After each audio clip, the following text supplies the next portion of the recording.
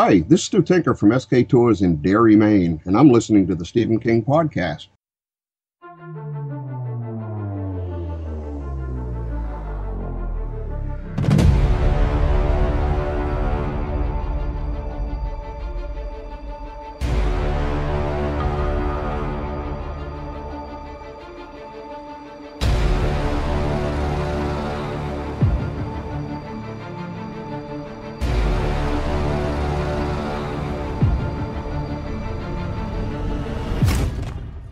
Hello, everyone, and welcome to a new episode of the Stephen King podcast. This is episode 93, and with me, as usual, is Lou. Hello. Hello, everyone. Hi, Hans. Everything is fine? Everything's good. Yeah. We had snow in the middle of September, but it's gone again, so I'm happy. Oh, wow, that's early. Not even we get snow this early. Yeah, well, it's crazy. Yeah, it's crazy. Yeah. So this time we're going to talk about the last episodes of Castle Rock and I guess summarize this first season and our thoughts about it. Hopefully you have seen it, because if you haven't, we are probably going to spoil it for you. So you would probably want to check that out before we do. Yeah, absolutely. Yeah. But as usual, let's start with the news.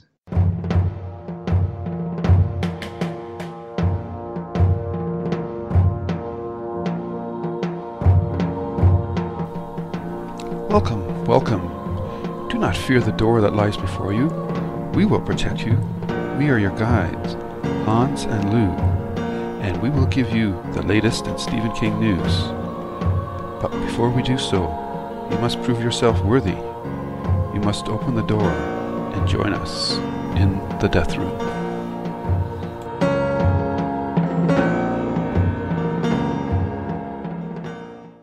And first up in the news is actually about the podcast itself. The fact that I will be doing my last podcast for this episode. Time is preventing me to continue doing the podcast, so I will step aside and Lou will handle this podcast from now on his own. Yes, the end of an era, though Hans has promised he will come back for episode 100, right, Hans? Yes, definitely. If we get that far, it's always been difficult for us to hook up because of our time zones differences. Hans is obviously in Sweden, and I'm in Canada, far west Canada, so 8-hour time difference. So we were always really tight with our window of when we could hook up together and do these podcasts. And it's sad, yeah. But I wish you the best. I've really enjoyed our time together. I will do my best to keep the podcast going. I'm not sure what the format is going to be and the regularity. There actually might be more episodes because I can do them. The time constraints aren't there. Probably we'll look at getting maybe some rotating guest hosts. And Hans has said when time permits, he would be able to come back on the podcast. So I'll always look forward to that. And what can I say, man? It's been 5 years, a hell of a ride. And it's so funny how we were always worried about what we were going to talk about with each episode. And King has been more prolific now than I think almost since the 80s. Yeah, definitely. And he's riding like the second King Renaissance of his popularity, as we see, I believe, the filmmakers that are making his movies or TV shows now grew up with him, and I think they understand the material better now than they did when he was popular in the 80s. Books were selling so well. So we're seeing a lot of good stuff. We're seeing some mediocre stuff, but in general, the batting average has been pretty high for the adaptations of King material, and hopefully this will continue. I don't know how much longer it's going to go on for, but we can just keep our fingers crossed, enjoy it while we can. Yeah, definitely. And Hans, it's really been great to work with you these last 5 years, and I'd like to believe that I've helped your website grow in some small measure because of being able to put a voice to your webpage. So thank you for all the time that we've had together, and I'm going to miss not having you with me on a regular basis. Yeah, definitely. And thank you, Ben. And for those who haven't been with us all the time, this podcast is actually here because of Lou, because I remember 5 years ago, I felt that I had to do something new for the website. And actually, I can't remember if it was a contest. Probably not, because I didn't send you a prize or anything. So I guess you didn't win. But I think I just asked people what they wanted to to see more of from the website. And I remember you sent me an email suggesting that we should do a podcast. And I even convinced you to do all the heavy labor, since I have no technical skills at all when it comes to doing podcasts. So, and on that way, we are going. So it's been really great, really fun, and it's definitely helped the website grow. Not long ago, even Stephen King recommended an episode, so that was really cool. Yeah, absolutely. Yeah. And in the 5 years that we've podcasted, I want to go on the record, I've never won a contest on your site. Wow. Hopefully that will change now then. We'll see. Yeah, we'll see. Yeah. So, but the podcast will still be mentioned and hosted on the site as usual. Nothing different there. So you will still find it on the site, and in that retrospective, everything will be the same. It's just my voice that won't be heard as often. Sometimes I will be back and checking in and making sure you're taking care of the pod. But I'm very confident that you will do a good job, and if not the same, even make it even better. So I have all the confidence in you. Oh, that's very kind of you. And whenever you feel like your English is getting a little rusty, just let me know, and you can come back on the podcast. Yeah, I will miss that. That's another thing that I think if people go back to their early podcasts and listen to you talk now, I think they'll notice a difference in your command of the English language. Yeah, so I hope so. I hope I've that's pretty cool. Evolved over time. Okay, but let's get back to the Stephen King news. Do you want to hit it off with the next one? Okay, just let me get my page up here. So the first one is Bruce Greenwood has been cast in Dr. Sleep. And this is not really a surprise, since the director, Mike Flanagan, worked with Bruce Greenwood for the adaptation of Gerald's Game. And he's been cast as Dr. John, which is, I believe, a new character. I don't remember that character in the book. So I don't think he'll have a big part. But anytime Bruce Greenwood is attached to a project, my interest always peaks, because I think he's a great actor, underrated actor.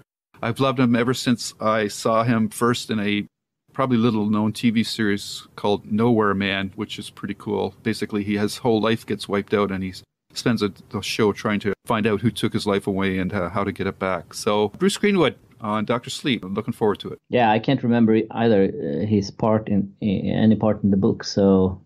If he's in the book, he's probably a very, very small part. Yeah.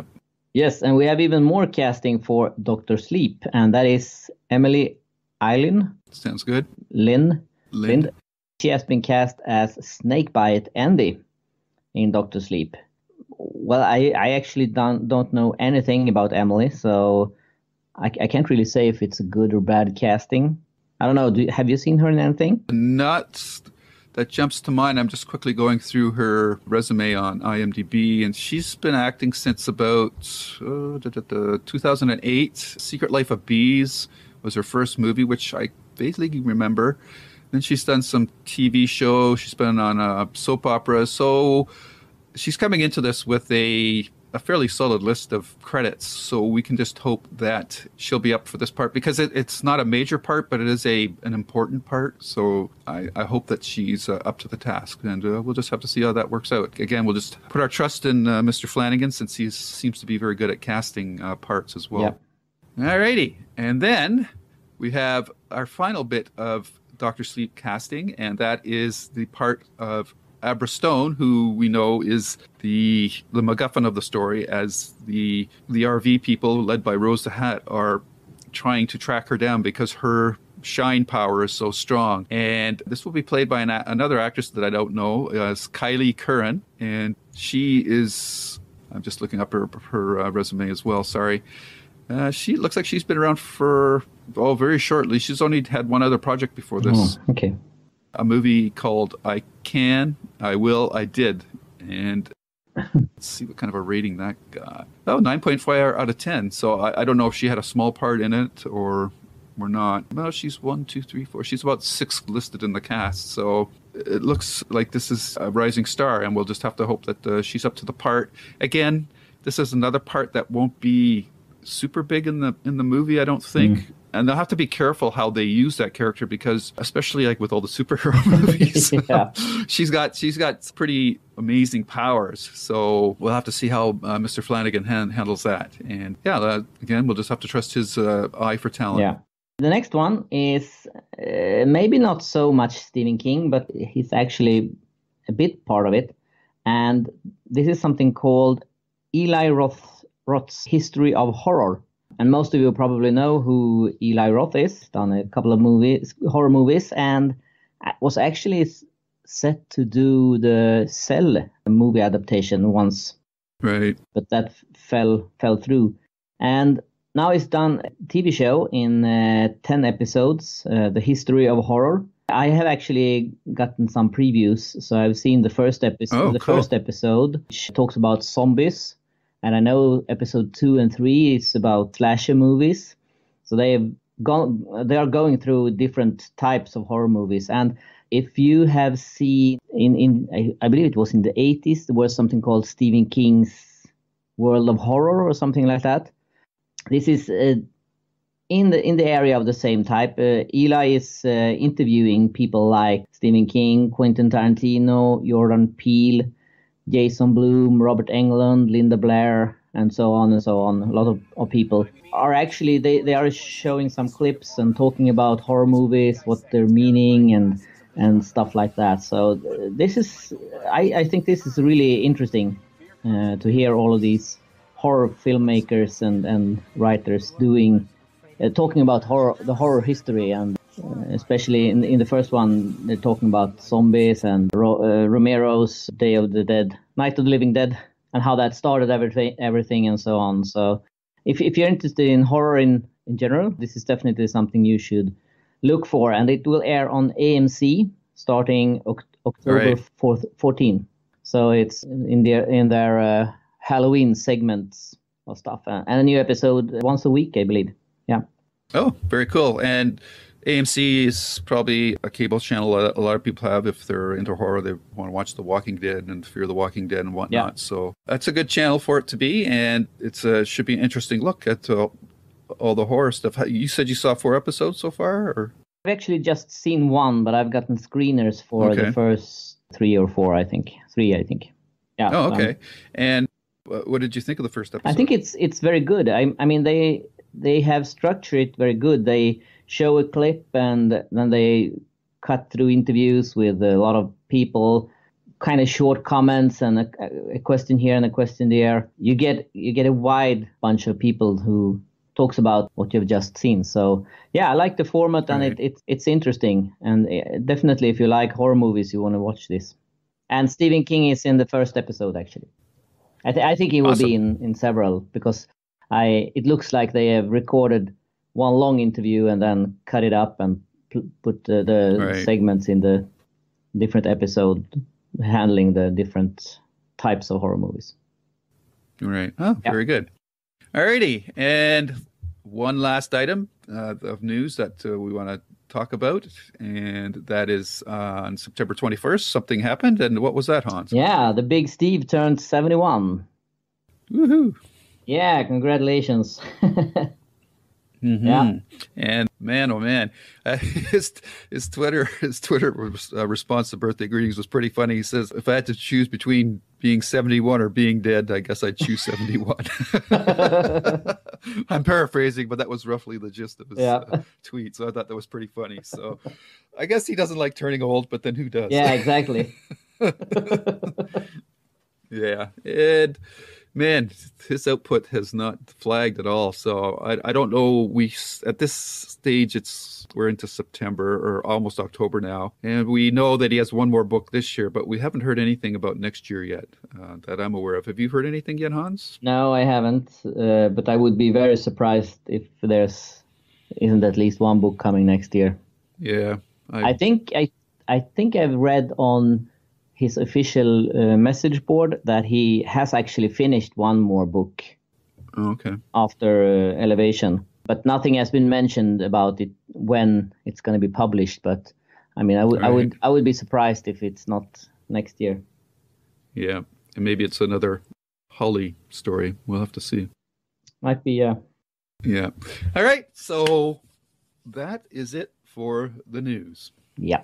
This is great. What's our job? We'd like drive around, pick up stiffs or what? It's time for reviews from the night shift. Now we're going to talk about the last 3 episodes of Castle Rock Season 1 and plus our overall feelings of the season. And Hans, we had the last time we talked, we had I think what most people are going to say is the best episode of the season was entitled The Queen, where we finally found out what was going on with Sissy Spacek's character. Yeah. Then after that, we had the episodes Past Perfect, Henry Deaver, and Romans.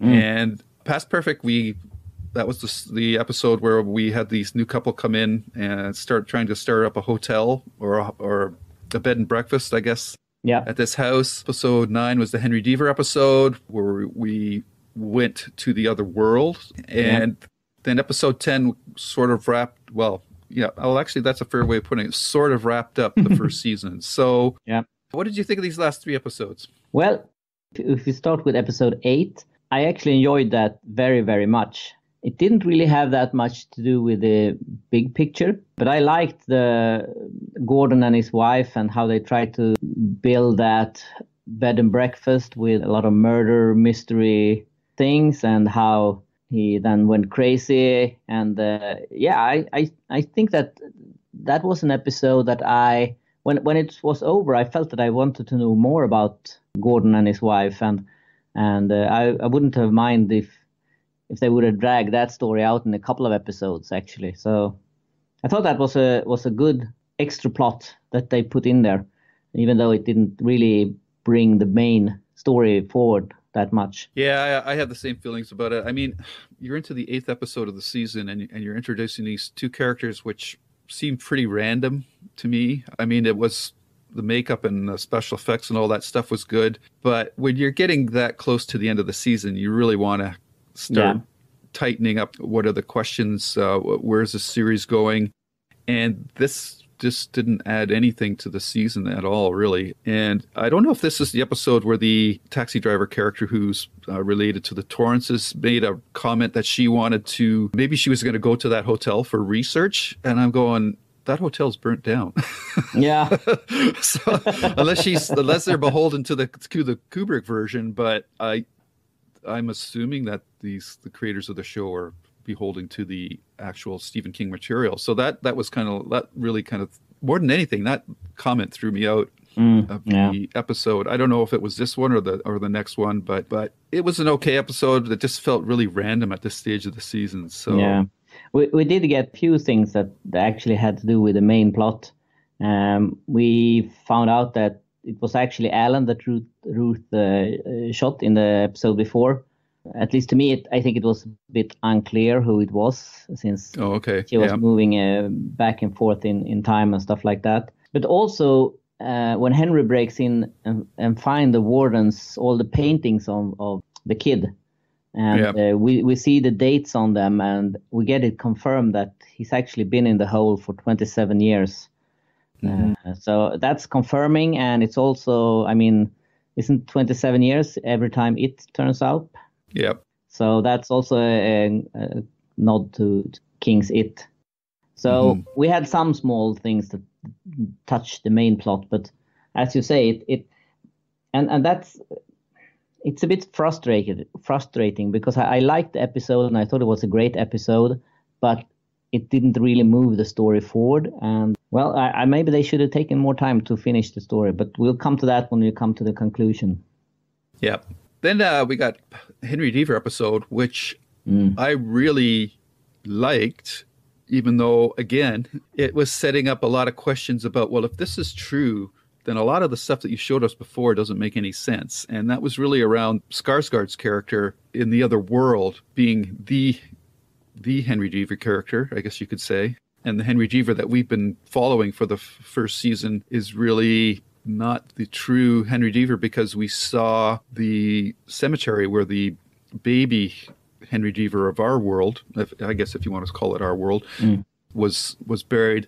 And this reminded me a lot of the scenario that they did in Fringe with Peter Bishop, Walter Bishop's son. There was two worlds, and Peter Bishop died in one world, and Walter Bishop from that world stole the Peter from the other world and brought him back to his world. So this is similar to that, but I think that Fringe did it a heck of a lot better. So, I mean, it ran, that whole plot line ran from the last episode of the second season, I guess, or no, halfway through the second season to the end of the third season, and that was when the show was really humming. So, and they really handled that well. Here, it's just sleight of hand because in the end, it doesn't really have any impact on the overall arc of the story. And in fact, when we get into the next episode, I think it even frustrated me more. Yeah, it definitely makes you think, what the heck are they doing? Mm-hmm. And are there separate worlds?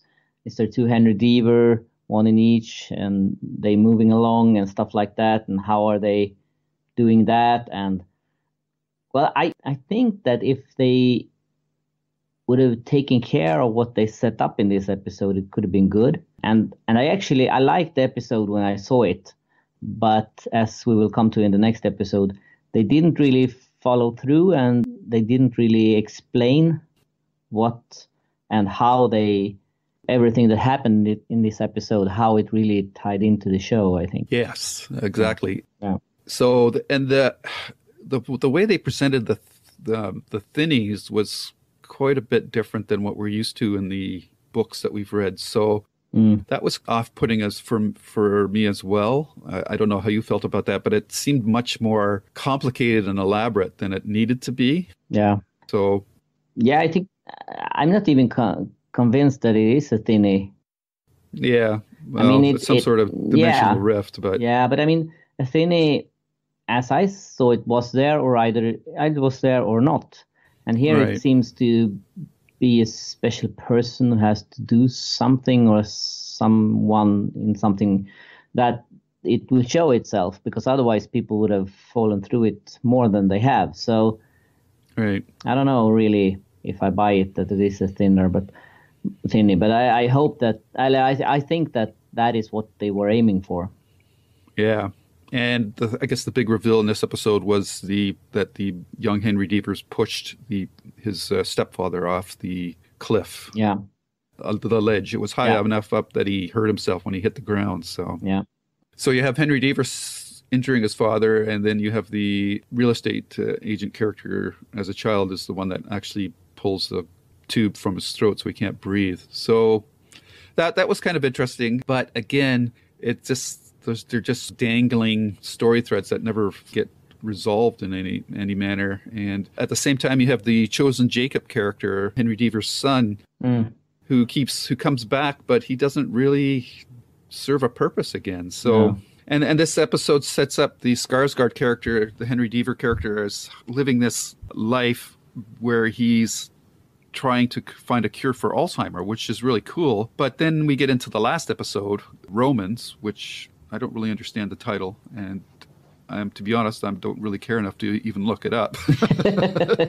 But it basically resets the story back to where it started with. And I didn't feel that the story writers answered enough to satisfy my questions for the season, especially with Henry Deaver, the Skarsgård character, who in the 9th episode, we never got any sort of supernatural connotations to that character. He was just, unlucky enough to be pulled into our world. But then somehow seems to be a monster or the devil or something like that. Yeah.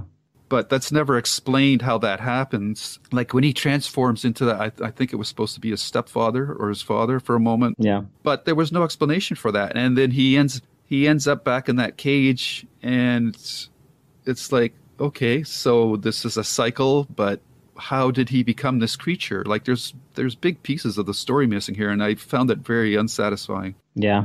At first I thought that there were two worlds, and that he somehow came through, and that he was the real Henry in his world, and how here he become the kid.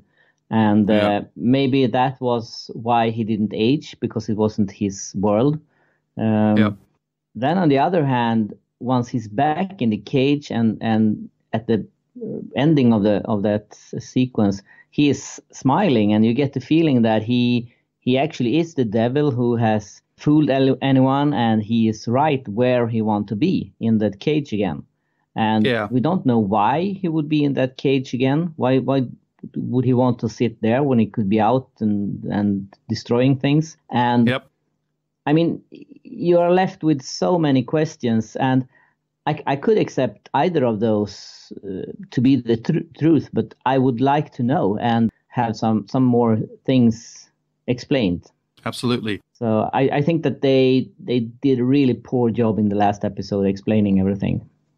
Yes, and I've read an interview where they said that the kid might reappear in another season or like that, and that's fine. Yeah. But you've got to provide a satisfactory story arc for the season that we're watching right now.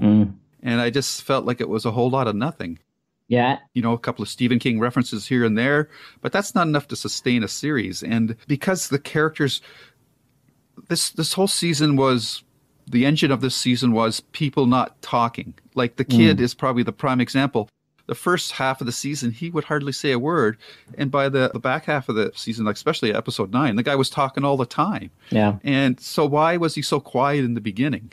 I brought up that point about that when the real estate agent went to those cabins and all those kids were there and they knew that she had killed, like that never came back again. So how did the kids know that? Like, why didn't she ever follow up and talk to any of them or anything like that? Yeah. So there's a lot of unsatisfactory elements to this season, which is too bad because the acting was fine. You know, I thought the actors did the best they could with the material they were given, but it was just they were trying to hold too tightly onto the secrets so that when we finally got the payoff, it was like, that's it.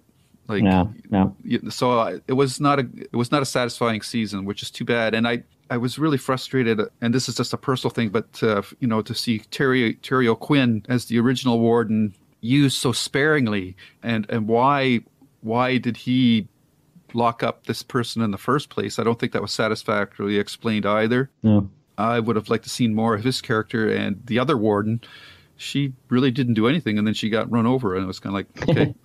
Like, yeah. Well, that was a surprise though when she was run over. It didn't see that coming. But why? Why? Yeah. Like what? Why? Like did she didn't know anything? No. Terrible or secret? It was just the town being capricious, I guess. But freak accident. Yeah, and I mean the location was of the town and everything was really well done. Like I thought it was pretty cool, a pretty cool looking place. Yeah. But there was just too many storylines in this series to really enjoy it. If it wasn't the Stephen King label, I don't think I would have stuck through to the end. Well, I think I'm a bit more positive to it though. I actually liked it during the season, and I think that they told a good story, but they wanted to tell too much, and they couldn't tie it all together at the end. So I think maybe this, if they want to do it like this, they shouldn't have restrained themselves to do it as a one season thing and then say that, oh, next season everything is going to be new. Maybe they should have given it 2 seasons and tell the story in like 20 episodes instead. Then they might have gotten the time to really tie it all together. Because I actually enjoyed it up to the last episode, and unfortunately, when you have a good show, I mean it's not my favorite show. I wouldn't go that far, but I enjoyed it, and I thought it was a good show. But when you then have an ending that is very unsatisfying, that tends to be the thing that you remember, and all of a sudden, all season drops a few notches in your opinion. When I really think that it was a good season with a bad ending. So it's unfortunate that they didn't really tie it up, and I was really expecting that they would, since they have been very clear from the beginning that this is just 10 episodes, one season, start and finish. Next season will be 10 new episodes, totally different, no connections. So it was disappointing that they couldn't tie it up together in them. Yeah, I think my biggest issue, like you, is I was like the first half of the season, first 5, 6 episodes, you're going along. Okay, so they're setting things up. I am going to reserve judgment until we get to the end. And then the problem was that the thing that they gave us at the end actually conflicted with all the stuff that we got before. And that's why I think it drops the whole season overall. So this device of characters not talking to each other or not talking at all just to drag out mysteries is one that really frustrates me. I much prefer the storyline to keep moving. Yeah. Hopefully, this is their first season. They are getting a second season, which is good. Hopefully, they've learned the lessons of what they did this season. Will provide a much more satisfying season arc, and it'll be curious to see where they go. You got the feeling that they were maybe setting something up with that Torrance girl to go to the Stanley Hotel. Yeah. Which I still don't know how they're going to pull that off because it's burnt down in the book. But I'm wondering if that's where we're heading towards for location next year, somewhere in Colorado, or maybe. We'll have to see. Yeah, they are definitely teasing it at the ending that she will be involved and that it will have something to do with The Shining. But personally, I hope that is just a tease and has nothing to do with season 2, because I mean, come on, the show is called Castle Rock. You're going to be in Castle Rock, not in Colorado. I mean, yeah, it would be to me it would be a disappointment if they didn't continue in Castle Rock. And I mean, they could do it like, say, 30 years after this season, or maybe 30 years before or something. I don't know if you've seen the Fargo TV show. Some of it, yeah. Yeah, and they are in Fargo, but they keep. I think they are. The first season is very much like the movie, I think, and then they are. I think for the second season they are going back. So the lady that's have the lead in the first season is actually just a kid in the second season, and it's all about her father. So I think they could do something like that. Still be in Castle Rock, because I think what's the point if they're not going to stay in Castle Rock? I mean, that's the basis of the show. So I don't know. Maybe Jack Torrance will come and visit Castle Rock. Bring his family on a vacation or something. Yeah, I guess we'll have to see. It'll be interesting, like, because what are they going to do? Like, certain characters will be there, like Alan Pangborn. Yeah, a lot of Sissy Spacek's character will be there as well. So yeah, and the other actors were children. So I don't know what they're going to do there. And if they carry on, and let's say they just do it like next season is a year after this season, you got the Henry Deaver character and his son hanging around still in the real estate agent. So I don't know where they're going to go. It's going to be interesting to find out. Yeah, and I think if they would put it in the past, I think it would be cool to see Alan Pangborn as maybe 20-something turning out to be a cop or something like that. Yeah, I would enjoy that. So I hope they will do something like that. Mm-hmm. So overall, it was a pretty mixed season for me. I'd probably give it like a C or something like that. And I just hope they've taken some notes on the first season and they come up with a more compelling and tighter storyline for the second season. Yeah, I agree. I think in basis it's a good show, but they are losing it in the end by not explaining to us what's happening, and that lowers the grades for me. So, yeah. But it's definitely something you should check out if you haven't. It's worth watching, but maybe you shouldn't have the high hopes. At least I had for it when it started. Yeah. Well, considering the people attached to it, it was only natural to assume that, to have those high hopes. And I really hope they make the characters more relatable, because these characters all had these secrets and wouldn't talk. You never really got to know them that well. And that's, if you're doing a Stephen King thing, that's the strength of his books, is the characters. Yeah, so you've got to make us really likes these characters. But when people just walk around and look depressed and stuff like that, how can you can't relate to that, or you don't want to relate to that. So, well, we'll have to see. Yeah. So it's a bit of a bummer that we're ending on a so-so review, Hans. I was hoping for something really strong and positive, but we're still working our way through Mr. Mercedes seasons 2, and so far been much happier with the season than the first one. I don't know how you're feeling about that. Yeah, I think it's good. I'm a bit worried about how they're going to keep Brady in the basement, if that's going to work for all season. And also, I don't think that they will be able to tell the story in just one season. I think they will need at least one more season to tell the story. So hopefully they will. Well, maybe that's the plan. Yeah, but hopefully they'll get renewed as well, so we don't get an ending in mid plot. Yeah. Yeah. All right. Okay. So there you go, everyone. That's our review of season 1 of Castle Rock. And Hans, that's your final regular appearance on the podcast. Yes. And I don't know, it's bittersweet, man. Gonna miss you. Yeah, I'm gonna miss you too, and I'll be back. I promise. All right. Yeah, Definitely I'll for be episode visiting. 100. Yes. So. And I'll be visiting you from time to time. All right. So for the last time, and let's see if you can get this right. Why don't you take us out? Yeah. Stay safe. But Stay scared. Woo. excellent. Yeah. 93 episodes. Take care. Nailed it. Take care, everyone. Yeah, it just took 93 times to get it right. Yep. Okay. All right, man. Thanks a lot. Take care. Bye. Take care, everyone. Bye. Be talking to you. Bye-bye. Bye.